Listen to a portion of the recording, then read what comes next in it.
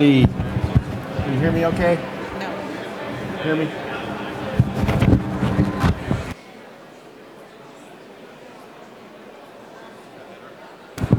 Is that better? Okay, great. Okay, welcome to Backend Bloopers 3, the sequel to the sequel that you've all been waiting for. First backend blooper is know the password to your laptop, or bring an extra one. My name is Ayal Latz. I'm president of A2B Fulfillment, and I was scheduled to co-present this with Tony from Molten Logistics Management, who unfortunately couldn't make the show.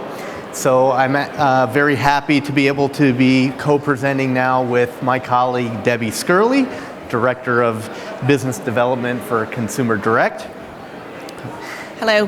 And this session is really a lot of common sense, very logical things that you can do as a marketer to make sure that your campaign is a success.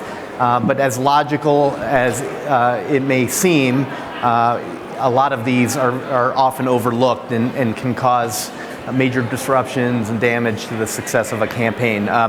We at A2B Fulfillment, as I'm sure with all the other fulfillment providers here at the show, really look at the relationship that we have with our customer as a partnership. Obviously, what works for you as a marketer is also good for us, and vice versa. If it's not working for you, we're not going to benefit from it either. So we all have a common goal, and that's to start up a campaign and make sure that we iron out any bugs prior to launching and that everything goes smoothly. And that's what the bloopers are. So the first one, largely common sense, don't procrastinate. And this is really the most common one.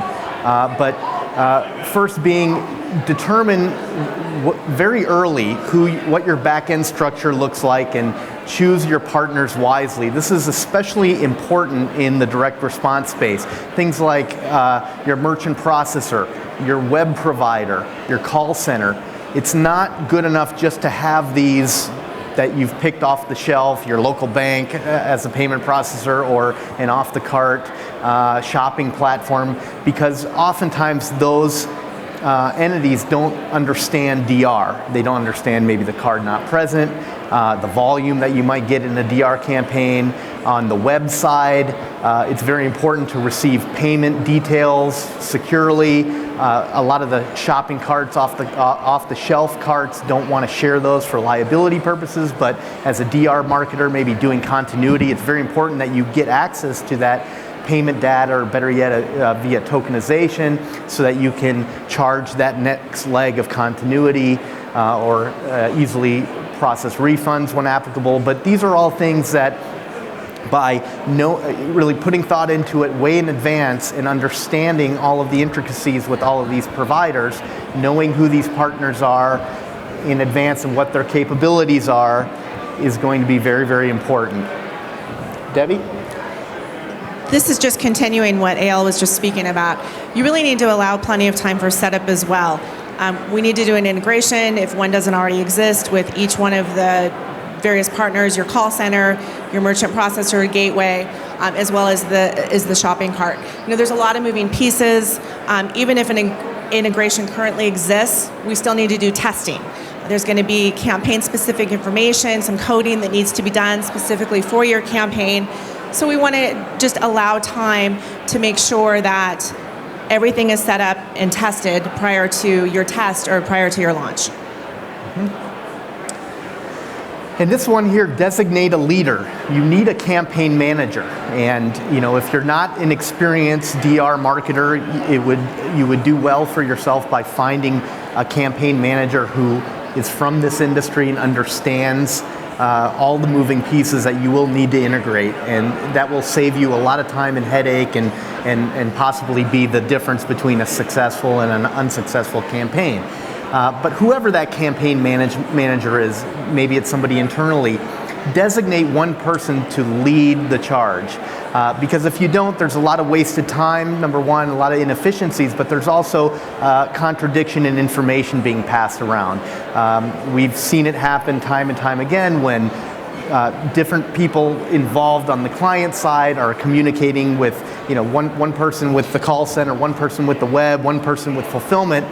And a lot of times those pieces are not consistent, and then when we go to test, nothing works because we're all reading from a different page. So funnel all that information through a campaign manager.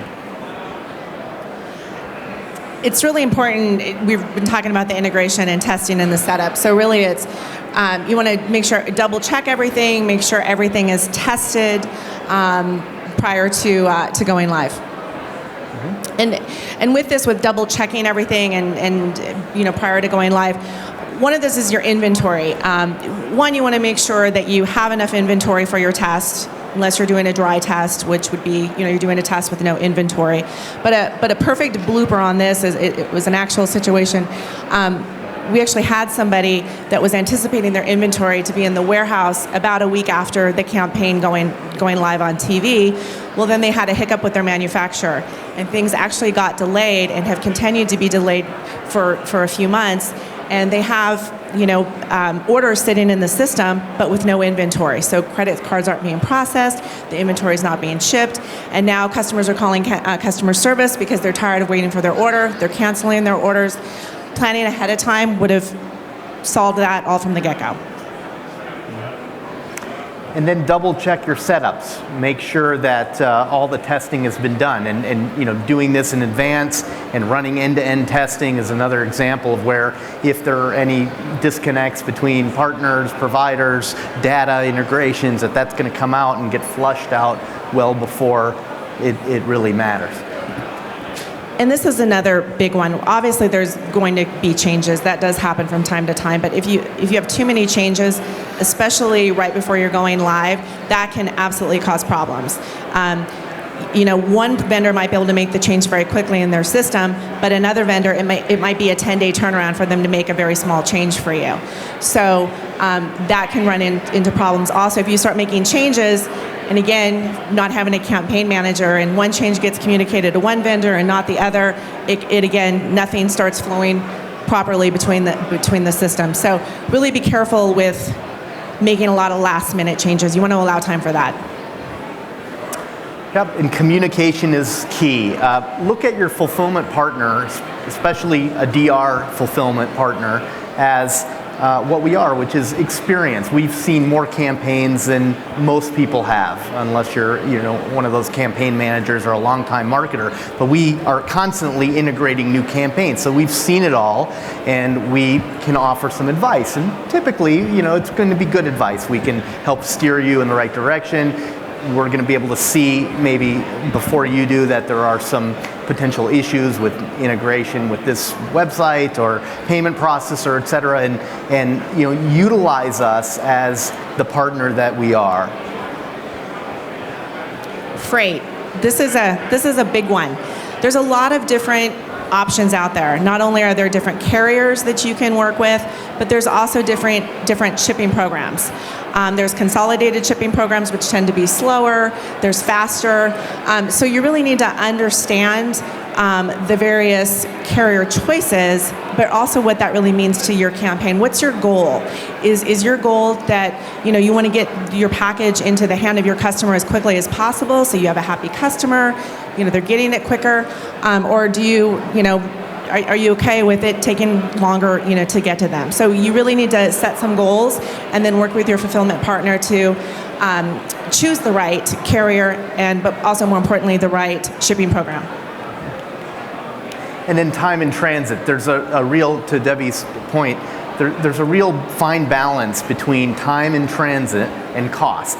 So of course everybody wants the cheapest method, but it also costs you something by delaying the deliverability of that package. So if your consumer has to wait an extra X amount of days to get the package, that is going to cost you in translating into customer service calls, cancellations, just buyer's remorse in general, more returns. So there is a correlation, and you have to understand that what that fine balance is, because cheaper is not always cheaper.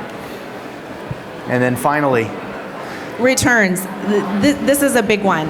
Unfortunately, returns is part of the business. We're going to have them. So you really need to work with your fulfillment partner, and get advice on your returns. We understand that, we know. But there's a lot of different ways that you can handle returns, and really at the end of the day, you want to make it, ultimately if the customer is going to return, you want to make it easy for the customer in terms of, getting that product back. There's different things you can do with your fulfillment partner. You can send them a return shipping label. And then when the return comes back, what do you do with that return? Is it something that can be refurbished, put back into inventory? Maybe it was something that was never opened, or there's various components and you can reuse to build, a new kit that you ultimately send out. So there's just a lot of different things that you can do with your returns and to handle those. And the other reason why this is really important, nowadays with social media, if somebody has a bad experience, they can go online and badmouth you, between all the different social media options. You really don't want that. So you want it to be a positive experience. You want it to make it easy. And then maybe, there'll be a return customer maybe with another campaign or another product down the road. Mm-hmm. And being told that we're out of time, so that's good because we're out of slides. But if anybody has any questions, feel free to ask us after the show or come to our booth. I think we have some Starbucks cards as well, so if you need a pick-me-up after this presentation, come on over. Thank you. Thank you.